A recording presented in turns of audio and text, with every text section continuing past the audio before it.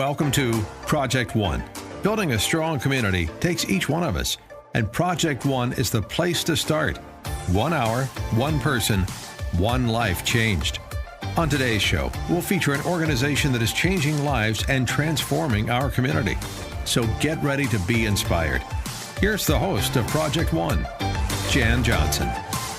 We want to welcome you to Project One. We're so glad that you join us on a weekly basis. And if you haven't joined us for a while, let me remind you about what Project One is.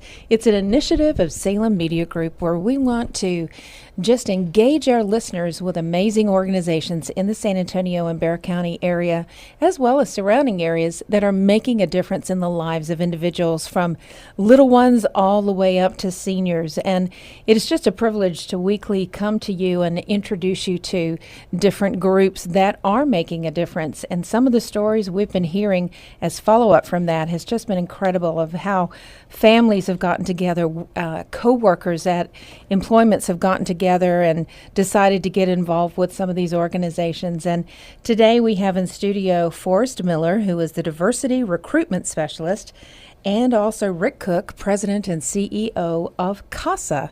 And CASA stands for Child Advocates San Antonio.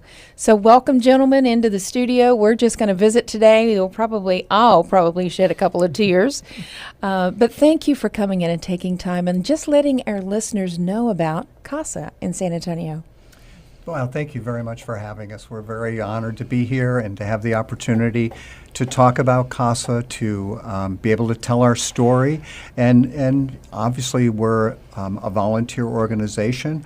We are looking for volunteers, a very unique kind of opportunity. And so we're very flattered and very glad to be here. Thanks, Rick. And we're also just thrilled, Forrest, that you were able to come on such short notice and be with us today. I wanted to just read something really quick, and I saw this as I was preparing for today's show. It said, volunteers don't get paid, not because they're worthless, but because they're priceless. It's very true.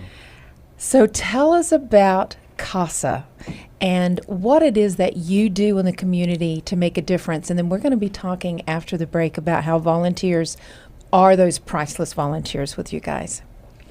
Well, for sure. Our volunteers are absolutely priceless. They are amazing people that give so much back to the community. They give so much to the kids that they serve. They literally impact a child's life like very few people do. And we're talking about kids who have come into the Child and Protective Services arena. These are kids that a judge has determined are no longer safe to be at home, that their primary caregivers are really not doing their job. And a judge has said we need these kids to be in the foster care system while hopefully their parents are kind of getting their world back together again. So it's not just totally removing them, but making it aware that these kids need some additional support and help. Exactly. They are removed for a temporary period of time, hopefully for a year or less. At least the game plan is for them to be reunified with their parents or with their guardians. So that's the plan. And we're so lucky we have a little over 800 volunteers that serve about 2,500 children in any given year. Now, 800 volunteers sounds like a lot, but when you think of 2,500 children, you really need to have 2,500 volunteers. Yeah, exactly. And fortunately, our volunteers are so amazing. As they're serving kids, they serve sibling groups. So we have some volunteers who serve one child at a time, and we have sibling groups that are as many as 9 served by one volunteer. My word. So it's just kind of depends, and the volunteers can gauge the amount of time they want, are able to spend with the kids. So some it's more feasible. About half our volunteers work full-time outside the home. So for them, maybe doing a few less kids works better for them, whereas some people who don't work outside the home can take on a little larger sibling group. And it's not so time-consuming necessarily. Exactly. So I want to read to our listeners about the mission of CASA. And it says the mission of Child Advocate San Antonio is to recruit, train, and supervise court-appointed volunteer advocates who provide constancy for abused and neglected children and youth while advocating for services and placement in a safe and permanent home. So really, what you guys do is you give them a friend that will walk through the entire process. Am I correct in that assumption? Yeah, very, very correct. We're there from beginning to end, and that's what we really pride ourselves on. And not just being a friend or a mentor for them, but being a voice for them in the court system to make sure those needs are being brought to the attention of a judge. And that's what's so unique about what we do, because truly without us, these kids would be falling through the cracks. Sure, You know, sure. I personally work with a child who just went through some tough stuff, and we're the only one there for him. The only one. Because many times they would have to show up in court, and they may be going by themselves. I'm sure younger children don't necessarily go, but it's these older ones. What age group usually is it that would have to go to court that you would be there for? Well, when we say we go to court for them, we speak up for them. They will go to court if they're older, but we work with kids from 0 all the way to 17, 18. Wow. Yeah, Rick can add something to that one too. Yeah, right now there are approximately 5,000 kids in the foster care system in Bexar County. Repeat which that. is- That number is I know, astounding. isn't that amazing? Yeah, I think the number is like 4,898 kids Oh, my word. in foster care in Bexar County alone right now. And these kids need a voice. Yeah. We need to make sure that they don't slip through the cracks. Yeah. They're in custody of Child and Protective Services, CPS, and unfortunately, Child and Protective Services is filled with amazingly hardworking, very caring individuals that carry just a horrendous case And they can't log. do it all. They can't do it all. It's just the job they have to do is just almost impossible. And that's where CASA comes in. Yeah, Our volunteers take 1 or 2 cases at a time, whereas a CPS worker may have 30 cases at a time. So they would work alongside the CPS worker. We do work alongside. We try to work collaboratively with CPS, and most times we do, but we're a very, very different agency than CPS with a different agenda. Our volunteers are there to make sure that the best interest of the child is served. CPS is there to try to to put the family back together, but our primary concern is the child, so we're very child focused. Rick, tell me why you got involved with CASA. Oh my gosh, it was a lot of years ago. I had basically kind of retired and was looking for a volunteer opportunity, and someone said, why not, consider CASA? And honestly, I didn't really know what it was. And I looked into it. And you were in San Antonio. No, I was in New Hampshire at the time. Oh, my. Yeah. And I was very familiar with the foster care system. My oldest son came from the foster care system. He was 4.5 months old when we got him, and about 3 years old when we adopted him.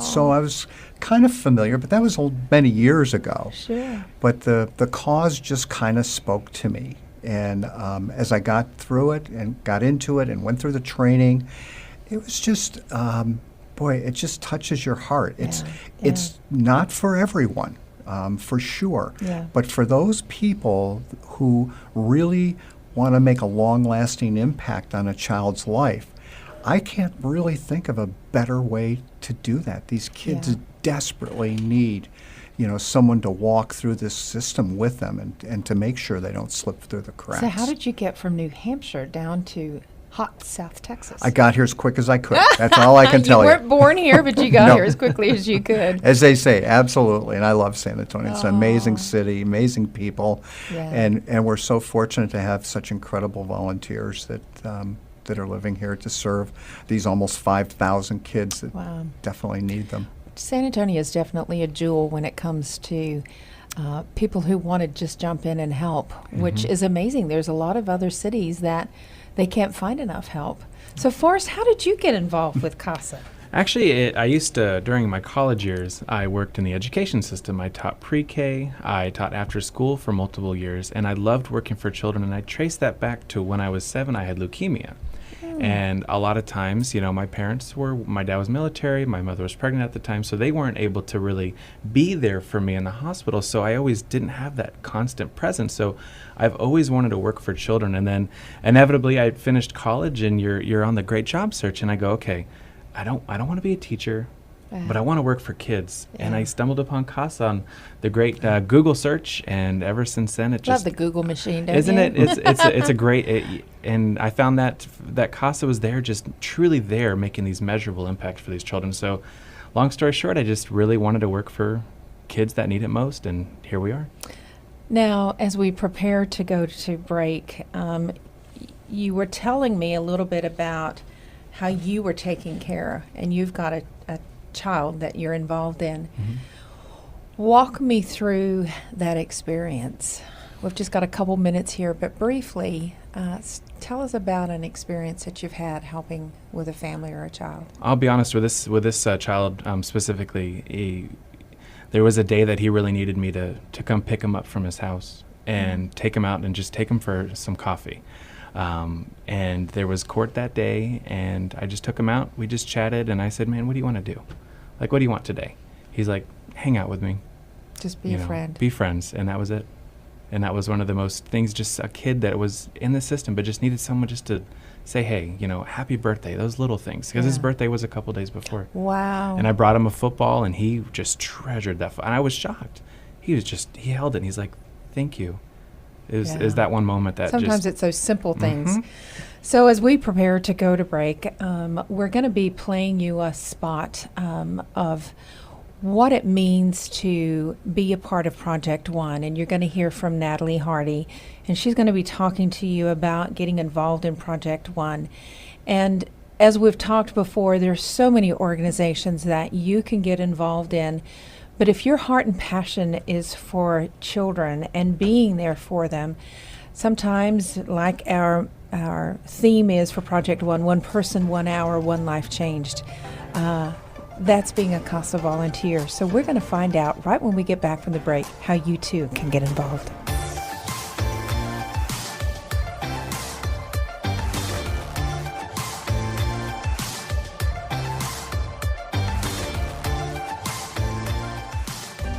Hi, this is Jan Johnson with Project One, and I'm with Natalie Hardy, the Executive Director of City Reachers for the Love of San Antonio. Natalie, why are you involved with Project One? Because we love God and we love the city, and we want to see a move of God in this city. And it's going to happen when the people of God serve the purposes of God. So that's what we're asking them to be a part of Project One. And for more information on how you can get involved, log into this station's website and go to the tab Project One. Thank you. Well, we want to welcome you back to Project One, where we're just having a great time sitting around and visiting with Forrest Miller, the Diversity Recruitment Specialist, and also Rick Cook, President and CEO of CASA, which stands for Child Advocates San Antonio. And right before we went to the break, Forrest was talking about a kid that he's been working with or does work with that just needed to have a friend. And I thought, how many people are available to just be a friend to someone? And I saw this also when I was preparing for today, but it said volunteers are ordinary people with extraordinary hearts. That kind of sounds like what you're looking for. They offer the gift of their time to teach, to listen, to help, to inspire, to build, to grow, and to learn. These people expect no pay, yet the value of their work is limitless. They've known the unexpected joy of a simple hug. They've planted tiny seeds of love in countless lives. These volunteers are just ordinary people who reach out to take the hand and together make a difference that lasts a lifetime. And that simply is what you're looking for at CASA. It really, really, really is. Anybody can volunteer for these kids. We really ask anybody who has a heart to step up and say, you know what, I'm tired of seeing this stuff on the news. I'm tired of reading about it. I want to go step up for them. So that is 100% correct. That quote is a great quote. Tell us and let our listeners know if they're just kind of sitting and they're hearing this program and think, well, I can't volunteer to go build a house, or I can't volunteer to do this, but I do have 2 or 3 hours, maybe a week or every other week. What would they do next? What's the process and what's the step that they go through? Wonderful. Yeah, I mean, we do have our website, www.casa-satx.org. Okay. And there's a contact us page, and you reach out, and we kind of give you a little more information. You mentioned a couple hours a week. What's great about what we do is it's actually, minimum of 15 hours a month. Oh, my. Yes, and the mass majority of the work is done on each individual's schedule, because you would be shocked how easy it is just to make a phone call to a caseworker or to send an email to a therapist to say, what is this child going through? What are they not getting? Or calling a foster parent to say, what can we do to make these kids' needs, to get these kids' needs met?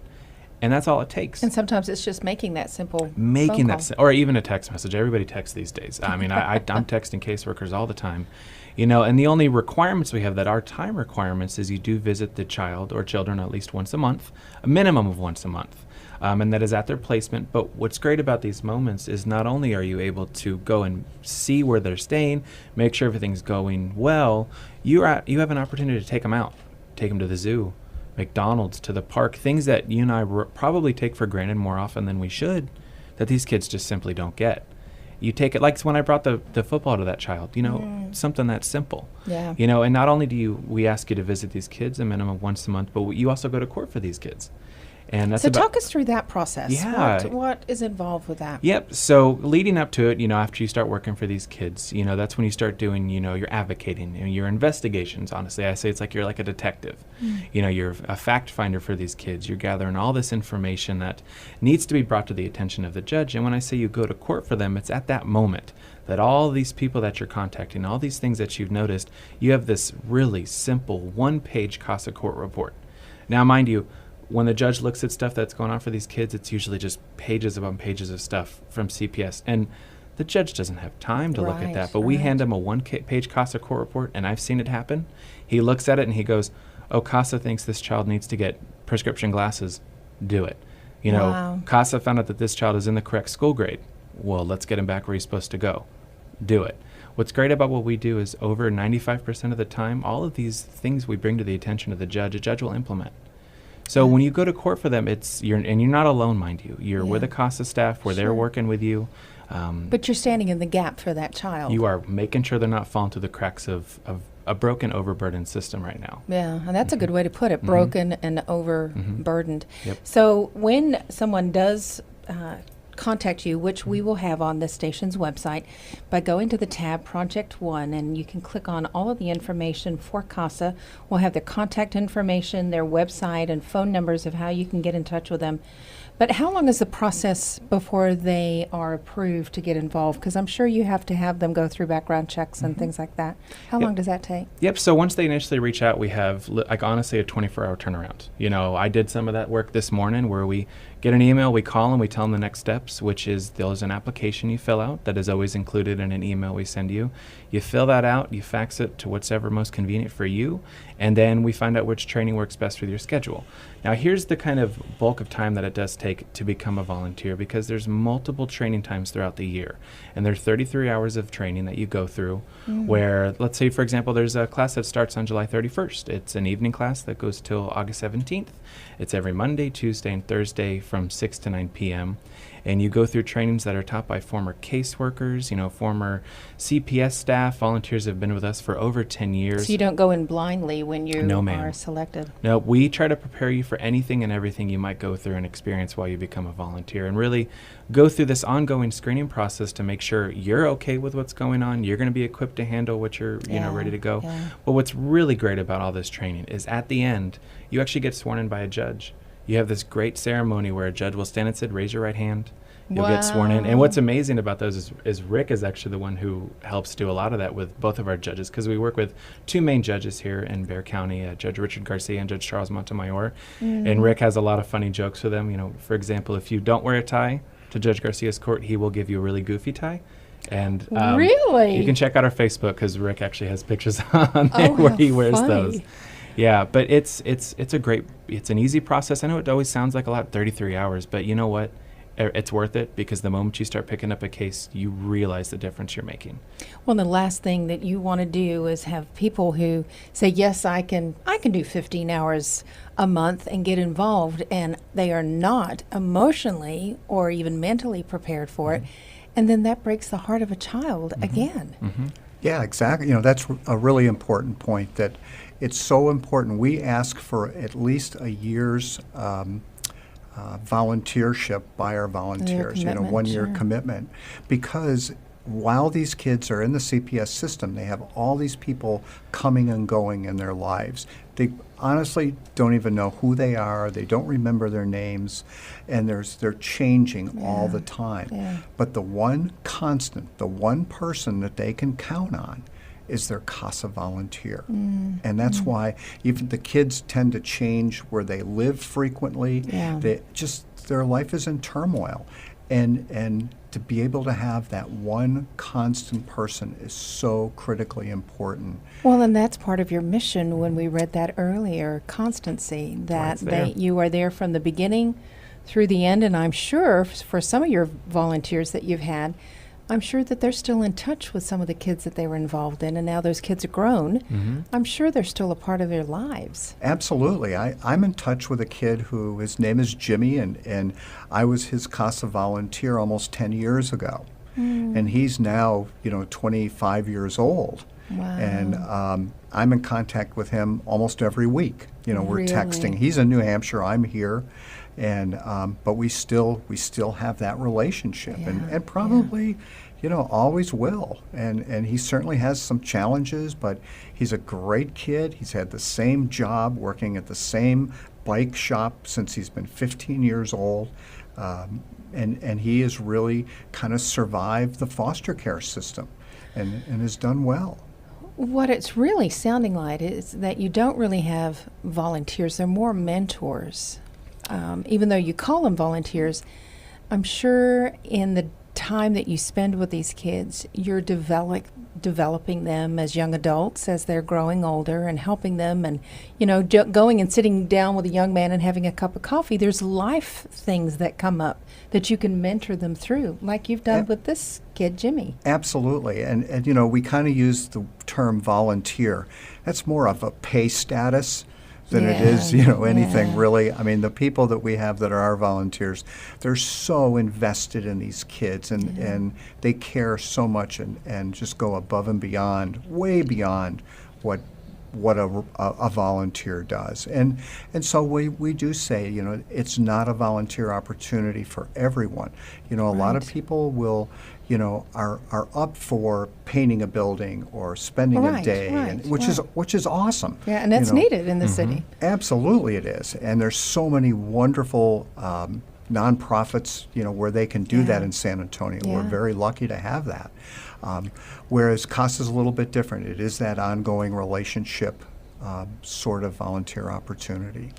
Well, and for many, and especially for a lot of our listeners, so many times they're wanting to be the hands and feet of Christ in the city, and what a perfect way to be able to do that.